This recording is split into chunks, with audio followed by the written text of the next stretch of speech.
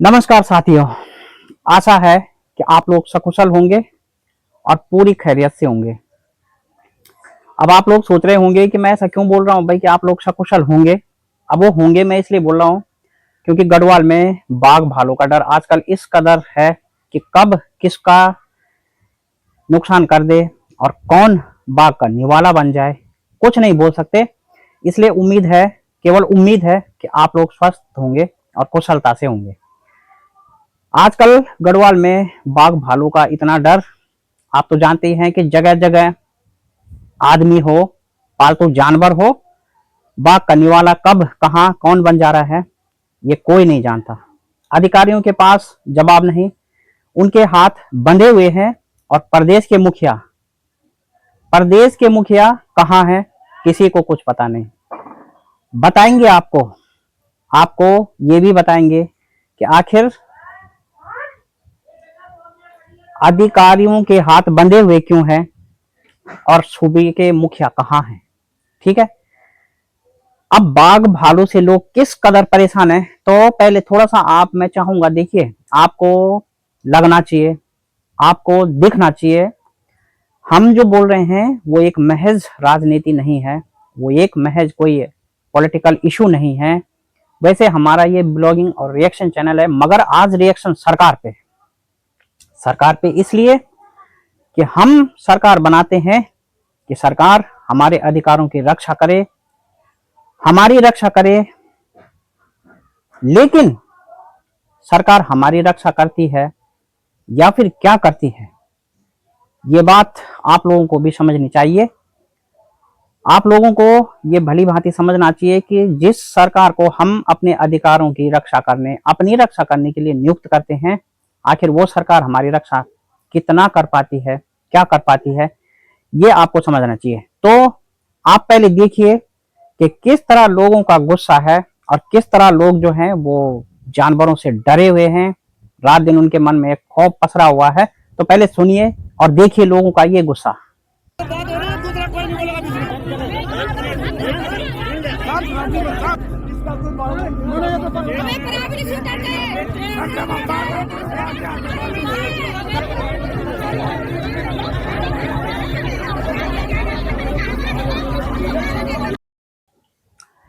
तो आपने देखा लोगों का ये गुस्सा, किस तरह वो अधिकारियों पर भड़क रहे हैं, किस तरह उनका ये गुस्सा जो है वो बेकाबू है। और उनका ये गुस्सा बेकाबू होना बिल्कुल जायज बात है। क्यों? यदि प्राण संकट में हो, यदि जिंदगी का कोई पता न हो, यदि जिंदगी ही संकट में बन जाए और घर पर आफत और मुसीबत आ पड़े तो स्वाभाविक है आपका भी स्वयं जवाब दे जाएगा।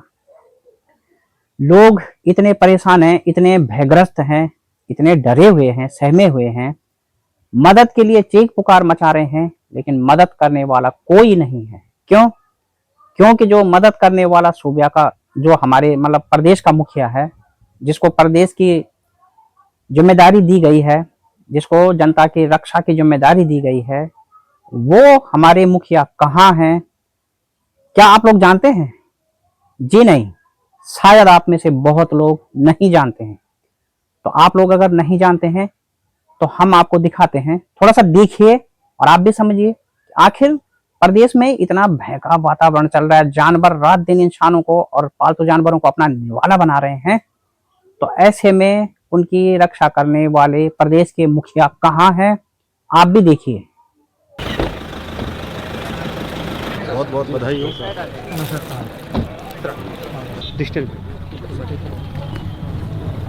भैया कैमरा पीछे को ना, सारे कार्यक्रम यही करूंगे जी सर। लंबे दिनों से लग रहा हूं, पहले से कितने दिन से चल रहे हैं? बहुत दिन हो गए। प्रकाश का मैरिज कितनी तारीख को हुई थी? 25 को। तो आज 25 को हुई थी। नहीं है 30 केस हुई थी। बालिका है आपको, बालिका और बेटिया से शादी हुई है। बहुत बेटी नहीं 25 ही है। आप लोग किसी रेखा के बड़े जन्म कुंडली के बनाने के बड़े अच्छा थोड़ी देर फिर ये सीए की जरूरत भी थी। मेरे पिताजी हाँ हाँ ये बहुत अच्छा, बहुत बहुत बहुत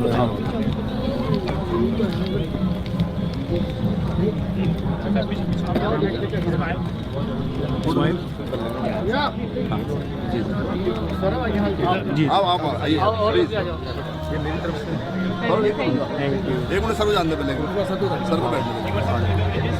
हाँ हाँ मुझे रखनी स्माइल इन लोगों को रखनी है। सौरभ ये झलक दीजिए पार्टी के। Thank you very much. Thank you. एक बार हाँ बधाई आपको। ठीक हो ठीक हो बधाई बधाई चो धन्यवाद है। और ठीक है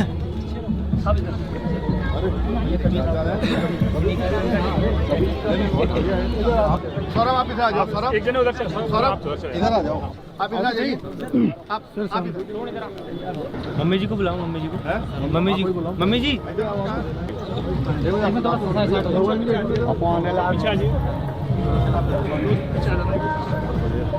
आप यहाँ हो?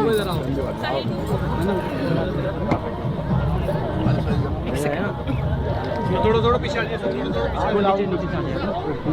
थोड़ा नीचे आ जाइए नीचे आ जाइए थोड़ा फैल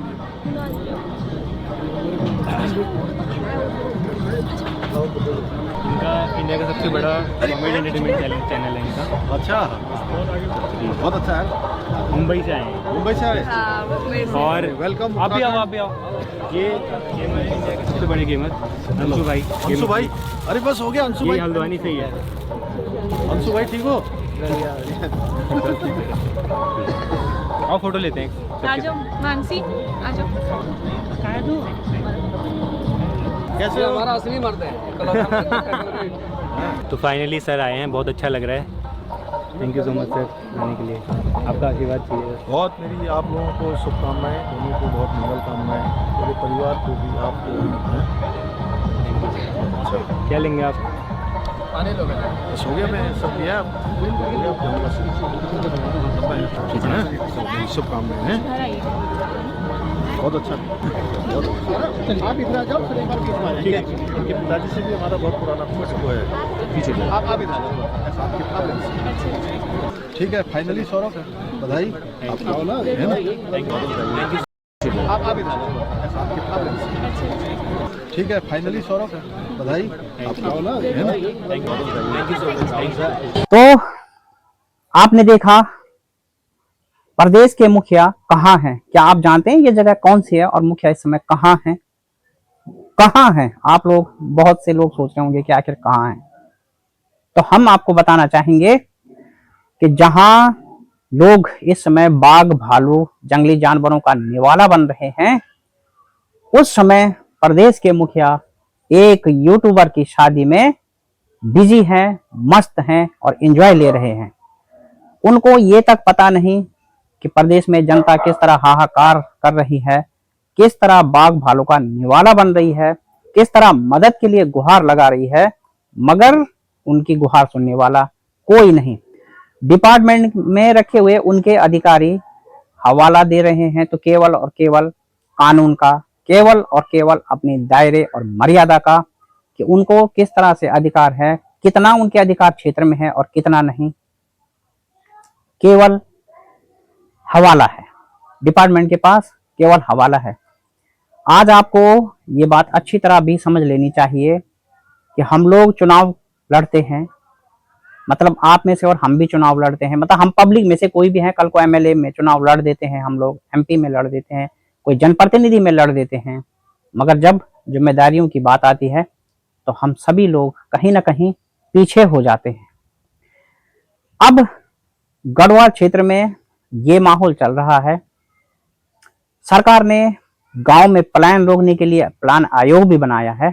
प्लान आयोग कहाँ है आज तक पता नहीं चला, क्या करता है क्या नहीं करता है, क्या रिपोर्ट बनाई है और रिपोर्ट में क्या क्या दिक्कतें हैं, क्या क्या सहूलियतें हैं, क्या किए जाने की जरूरत है, क्या कुछ है, कुछ नहीं पता, किसी को नहीं पता।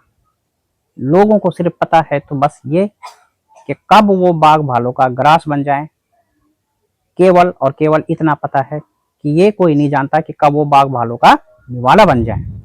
अब प्लान आयोग बनाया था, पलायन आयोग, सॉरी प्लान बोल रहा हूं मैं, थोड़ा सा बोलने में मिस्टेक हो रही है क्योंकि गुस्सा इतना है कि शब्दों पर शायद नियंत्रण नहीं, और इसलिए अगर कोई गलती भी हो रही होगी तो मैं बेहद क्षमा प्रार्थी हूं। लेकिन स्थिति कुछ ऐसी है। पलायन आयोग सरकार ने बनाया था और सरकार ने ये कहा था कि गांव में पलायन वापस करो, मगर आज हम सरकार से पूछना चाहेंगे कि क्या यही है आपका पलायन रोको आयोग कि लोग शहर में न जाएं, लोग अपने बच्चों की रक्षा न करें और चुपचाप पहाड़ में रहें, गांव में रहें, ताकि उनके बच्चों को, उनको, उनके पालतू जानवरों को दिन दहाड़े, रात, सुबह, शाम, कभी भी जंगली बाघ, गुलदार, टाइगर जो भी हैं, वो भालू, जंगली जानवर अपना निवाला बनाते रहें। क्या यही मकसद था इस पलायन आयोग के पीछे? आपका पलायन रोको जो आपका मकसद था, क्या वो यही था?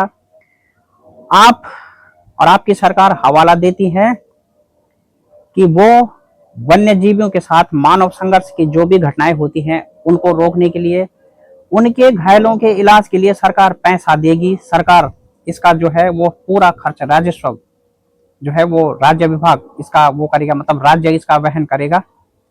क्या प्लान है आपके? क्या नीति बनाते हैं आप लोग? घायलों का इलाज सरकार करेगी, ये आप लोग इंसानों के लिए प्रावधान करते हैं, लेकिन क्या आप लोग ये प्रावधान नहीं कर सकते कि वन्य जीव संघर्ष में कोई इंसान घायल ही ना हो? क्या इस तरह के प्लान आप लोग नहीं बना सकते? क्या इस तरह की कोई नीति आप लोग बनाने में असमर्थ हैं? क्या आपके पास नीति बनाने वालों की कमी है? क्या आपके पास कोई इस तरह के बुद्धिजीवी अफसर नहीं है कि जो आपको इस तरह के काम करने पर प्रेरित करें? घायलों का इलाज सरकार करे, ये बात समझ में आती है आपको, लेकिन आपको ये बात समझ में क्यों नहीं आती कि कोई घायल ही ना हो, पहले ऐसा कोई उपाय किया जाए। सोचने के लिए बहुत सी बातें हैं और मैं मुख्यमंत्री धामी जी से ये अपील करना चाहूंगा कि एक बार फिर से देखिए आप जरा लोगों का ये दर्द, क्योंकि आपको बार बार देखना चाहिए कि लोग किस तरह परेशान हैं और आप किस तरह शादी में पार्टी खा रहे हैं, आप किस तरह पार्टी में मस्त हैं। तो पहले जरा लोगों का ये दर्द फिर से देखिए। इसे घर वापसी करके पौड़ी के लिए आए, अपना हमने सारा व्यवसाय बंद कर दिए और हमने सोचा हम पीसफुल लाइफ जिएंगे, पर देखिए यहाँ कोई पूछने वाला ही नहीं है। परसों डीएम सर आ रखे थे, उन्होंने बोला था मंडे तक फाइनल कुछ ना कुछ कर देंगे, और आज फिर मंडे में एक बकरी खा दी बाघ ने, और वो ऐसी जगह खाई है जहाँ हमारा पानी का धारा है, और लेडीज अकेले, बच्चे अकेले पानी भरने जाते हैं जहाँ पे, और कपड़े धोने जाते हैं। सब कह रहे हैं घर वापसी करो, पलायन मत करियो। तो ये लोग पलायन नहीं करेंगे क्या? अपने बच्चों को बचाएंगे या ये लोग बकरी पालेंगे? तो जी हाँ, लोग सोच कर आए थे, कुछ लोग सोच कर आए थे कि गांव में सरकार योजनाएं देगी, गांव में पलायन रोकने के लिए सरकार स्कीम बना रही है, कोई नीति बना रही है, शायद इसका लाभ उनको भी मिलेगा, उनको भी अपने गांव में स्वरोजगार मिलेगा। लेकिन नहीं, स्वरोजगार कब मिलेगा, फायदा क्या मिलेगा, कितना मिलेगा, कौन देगा, ये तो कोई नहीं जानता। मगर हाँ, इतना सब कोई जानता है कि बाघ भालू का निवाला एक दिन जरूर बन जाएगा अगर इंसान सरकार के भरोसे गांव में बैठा रहेगा। तो आज मैं भी इसी डर से दिल्ली आ गया हूं, क्योंकि लगातार पहाड़ में और गांव में जानवरों का आक्रमण हो रहा है। इस स्थिति में भी नहीं हूं कि भाग सकूं, अपनी रक्षा कर सकूं, मजबूरन दिल्ली में आकर शरण लेनी पड़ रही है। कब तक लेनी पड़ रही है, कब तक लूंगा, इस बात का कोई पता नहीं, बट जानवरों से डर के कहीं ना कहीं आना पड़ा। तो सभी लोग परेशान हैं और प्रदेश के मुखिया एक यूट्यूबर की शादी में बिजी है, ये सबसे अफसोसजनक बात है। अब प्रदेश के मुखिया हर यूट्यूबर की शादी में शामिल होते हैं, ऐसा भी नहीं है। क्यों नहीं है? क्योंकि जिस यूट्यूबर की शादी में प्रदेश के हमारे मुखिया श्री धामी जी व्यस्त हैं, वो क्यों है कि उनकी सोशल मीडिया पर बहुत बड़ी फैन फॉलोइंग है, और मुख्यमंत्री अगर उनकी शादी में जाते हैं तो उनको न केवल जन समर्थन मिलेगा, अपितु वोट भी मिलेगा, उनके फैनों में आपकी पार्टी का प्रचार होगा, आपका प्रचार होगा। इसलिए आप बड़े बड़े क्रिएटरों के शादी में जाना बिल्कुल नहीं भूलते, चाहे आप जनता के प्रति अपना फर्ज बिल्कुल भूल जाएं, वो एक अलग बात है। प्रदेश में पहाड़ में लोग बेहाल हैं, लोग डरे हुए हैं। आपको उनकी कोई सुध नहीं, आपको केवल इतनी सुध है कि हाँ, मुझे बड़े क्रिएटर की शादी अटेंड करनी है, कहीं मेरा वोट बैंक ना छूट जाए, कहीं मेरा वोट बैंक प्रभावित ना हो जाए।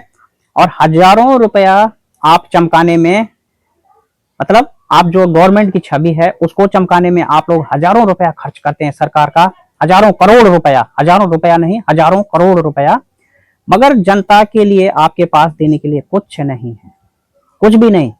एक गरीब के पास मकान नहीं, खाना नहीं, स्वास्थ्य की सुविधाएं नहीं, कुछ भी नहीं, आपको उसको देने के लिए कुछ नहीं है। लेकिन सोशल मीडिया के जो बड़े क्रिएटर हैं, अपने गवर्नमेंट का झूठा विज्ञापन करने के लिए आपके पास हजारों करोड़ रुपए हैं, हजारों करोड़। तो किस तरह की मानसिकता सरकार की है, आने वाले 2027 में हमें कौन सा नेता चुनना चाहिए? क्योंकि बहुत से लोकल पार्टियां भी अब तो ऐसा कर रही हैं कि पहले जो नॉर्मल क्रिएटर ब्लॉगर थे हमारे पहाड़ों में, हमारे गांव में, अब वो भी मौके का फायदा उठा के, फैन फॉलोइंग का फायदा उठा के राजनीति में अपना दांव आजमाना चाहते हैं। तो ऐसे लोगों को भी जनता को बारीकी से देखना होगा कि आखिर इस ब्लॉगिंग, सामाजिक चीजों में सक्रियता और इन सब के पीछे जो राजनीति है, उसका मकसद असली क्या है? क्या उसका मकसद असली कुर्सी पाना तो नहीं? क्या ये सब कुर्सी के लिए होता है?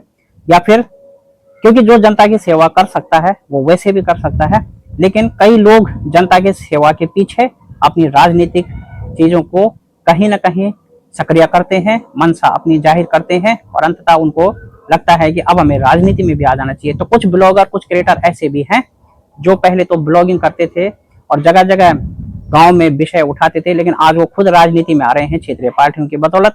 क्योंकि क्षेत्रीय पार्टियों में भी कोई बड़े चेहरे हैं नहीं, चेहरों का अभाव है, फेस वैल्यू नहीं है, इसलिए वो भी क्या कर रहे हैं कि अगर सोशल मीडिया का कोई छोटा छोटा क्रिएटर भी उनको मिल रहा है कि चलो वो आपकी पार्टी से टिकट ले रहा है, तो वो उनको भी जगह दे रही है। क्यों? क्योंकि उनके पास पब्लिक फिगर और फेस वैल्यू की कमी है। तो इन सब चीजों को मद्देनजर रखते हुए अब हमें क्या सोचना चाहिए? 2027 में इलेक्शन आने वाले हैं, किस तरह का चुनाव हमें करना चाहिए, इस बात पर मंथन होना चाहिए। तो आइए हमारे चैनल पे और हमारे साथ मंथन कीजिए। आपका स्वागत है। और कैसी सरकार हमें चाहिए 2027 में, ये आप भी हमारे साथ अपने विचार साझा कीजिए। मिलता हूं किसी नेक्स्ट विषय पर अपने फिर विचार लेके। बहुत बहुत धन्यवाद। आज का वीडियो बहुत बड़ा हो गया, लेकिन प्लीज इस वीडियो को ज्यादा से ज्यादा शेयर कीजिए, शासन तक आवाज पहुंचाइए, क्योंकि जरूरी है, हमने जिनको वोट दिया है उनसे हिसाब भी लेंगे, उनसे सुरक्षा भी लेंगे, अपने अधिकार भी लेंगे। मिलता हूं बहुत जल्द किसी नए वीडियो के साथ, तब तक के लिए बाय बाय।